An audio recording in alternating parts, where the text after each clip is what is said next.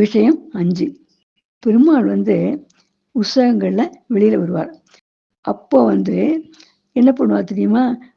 பெருமாள் புறப்பாடு ஆரம்பிச்ச பெருமாளுக்கு முன்னால தமிழ் பிரபந்தத்தையும் ஆழ்வார்கள் பாடின தமிழ் பிரபந்தத்தையும் பெருமாளுக்கு பின்னால் வரக்கூடிய கோஷ்டிகள் வைஷ்ணவ கோஷ்டிகள் வேதங்களையும் பாராயணம் பண்ணிடுவார்.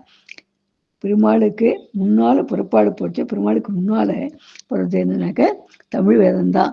தமிழ் வேதம் எனக்கூடிய இந்த நாலாயிர பிரபந்தம் தான். பெருமாளுக்கு பின்னால தான் இந்த இது பெருமாளுக்கு பின்னால் வரக்கூடியதான் வடமொழி வேதம், அதாவது சான்ஸ்கிரிட் வேதம். இதுலேருந்து தமிழுக்கு எந்த அளவுக்கு முக்கியம் கொடுத்துருக்காங்க நம்ம தமிழ்நாட்டில் கோயிலில் அப்படின்னு சொல்லி நம்ம தெரிஞ்சுக்கலாம்.